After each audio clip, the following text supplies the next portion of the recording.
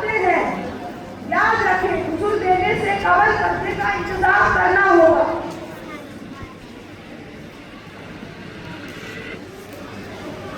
मैयत को गुस्ल देने के लिए सबसे पहले किसी तख्त या बड़े तख्ते का इंतजाम कर लें। इसको अगरबत्ती या ऊद वगैरह से 3 दफा या 5 दफा या 7 दफा चारों तरफ से धूनी देकर मैयत को इस पर लेटा दें।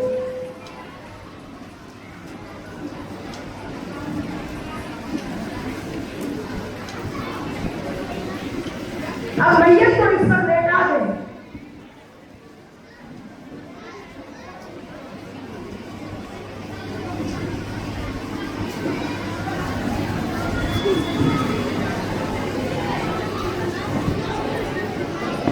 अब कोई मोटा कपड़ा नाक से लेकर जानू तक उठाकर मैयत के बदन से कपड़े उतार दे। बाएं तौर के मैयत का सतर भी ना खुले और कपड़ा इतना बारीक ना हो कि ढीला होने के बाद सतर नजर आए।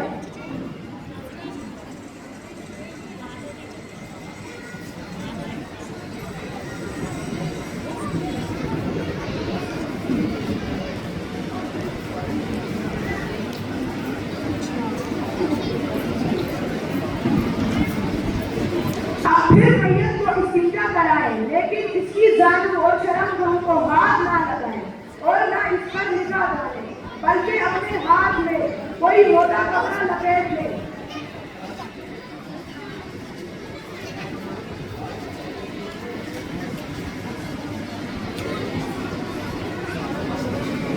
फिर मैयत के ऊपर जो कपड़ा डाला था उसके अंदर हाथ डालकर मैयत को इस्तिंजा कराएं। हदीस में है कि नबी करीम सल्लल्लाहु अलैहि वसल्लम ने हज़रत अली रज़ी अल्लाहु अन्हु से फरमाया, अपनी रान किसी के सामने ना खोलो और ना किसी जिंदा या मुर्दा की रान की तरफ नजर करो। फिर मैयत को वुज़ू कराए जैसे नमाज के लिए वुज़ू किया जाता है। सबसे पहले मैयत के हाथ धुलवाए। सबसे पहले दायां हाथ 3 दफा,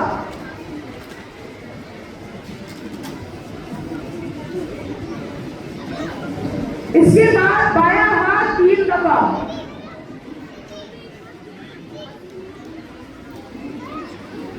अब मैयत को 3 दफा कुल्ली करवाए। कोई रुई को गीला करके मैयत के मुंह के अंदरूनी हिस्सों को तर कर ले।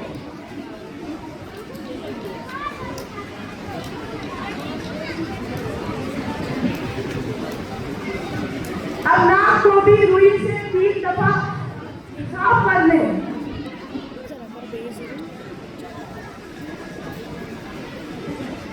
अब मैयत के मुंह और नाक में रुई रख ले, जिससे मैयत के मुंह और नाक में पानी ना जाए और मैयत को तकलीफ ना पहुंचे। उसके बाद मैयत का मुंह धुलवाए। अपने बायां हाथ मैयत के मुंह पर रख ले और दाएं हाथ से 3 दफा पानी डाले, जिससे मैयत को तकलीफ ना पहुंचे। उसके बाद मैयत की बाजुएं धुलवाएं। सबसे पहले दाईं बाजू 3 दफा,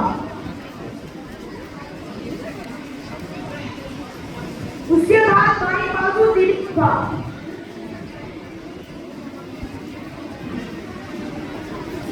अब मैयत को मसा करवाएं 3 दफा।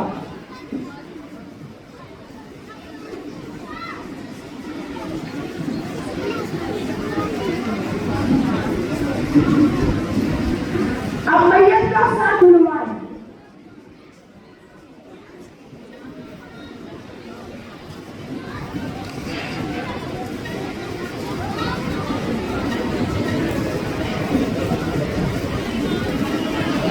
अब मैयत को बाईं करवट पर लेटा दें। अब उसके सर से लेकर पैर तक पानी डालें, जब तक आपकी दिल को तसल्ली ना हो जाए तब तक पानी डालें।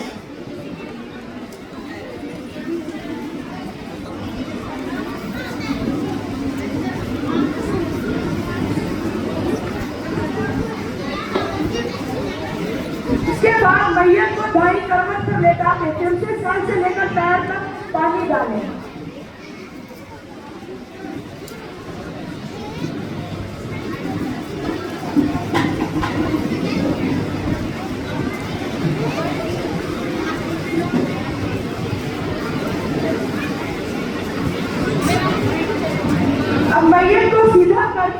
किसी आदमी से तेल लगाकर उसका पेट आराम से मले और दबाए,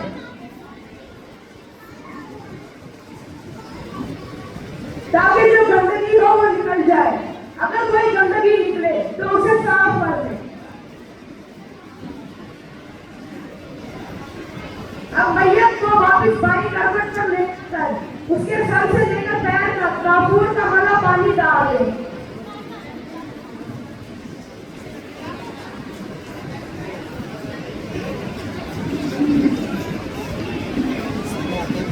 अब जिस तख्त पर मैयत को लाया था उस पर लिफाफा बिछा दे।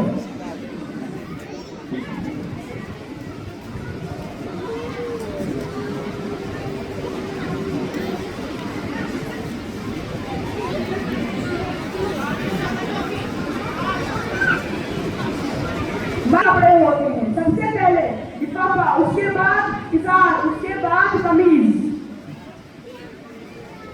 ये रहा लिफाफा। अब इसके बाद इसके ऊपर इज़ार बिछा दे और अब इसके बाद कमीज बिछा। याद रखें, कमीज के अंदर ना बटन और ना कोई कॉलर होना चाहिए।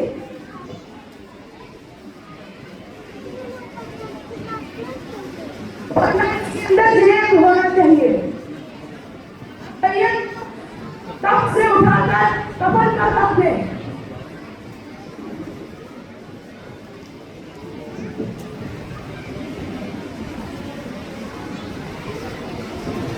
अब इसके सतह के ऊपर एक और कपड़ा डाल ले, क्योंकि वो पहला कपड़ा गीला हो गया है। अब उसको निकाल ले, गीले कपड़े को निकाल ले।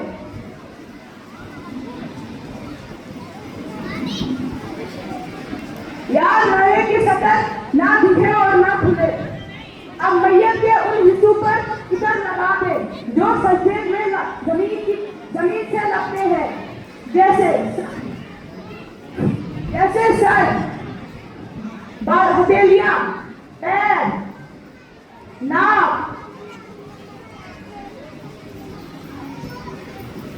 अब कमीज जिस तरफ से मोड़ी थी वो मैयत के ऊपर डाल ले और उसका गला निकाल ले।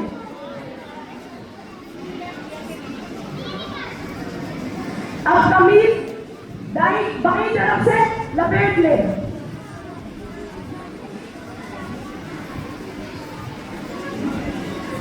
और अब दाईं तरफ से कमीज लपेट ले। याद रहे कि बाईं तरफ का कपड़ा हमेशा दाईं तरफ के कपड़े के नीचे आए। अब ऐसे ही इज़ार को भी बाईं तरफ से लपेट ले और इसके बाद दाईं तरफ से।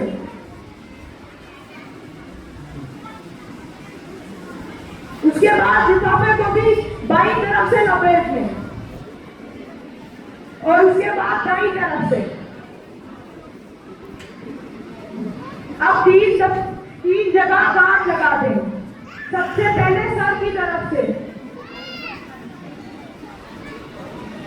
फिर दरमियान से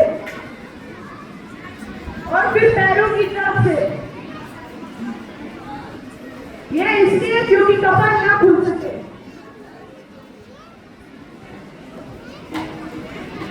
कफन में डालने के बाद ये गांठें खोल ले। ये था मर्द मैयत को गुस्ल देने और अपनाने का प्रैक्टिकल तरीका। अस्सलामु अलैकुम वरहमतुल्लाहि वबरकातुहू।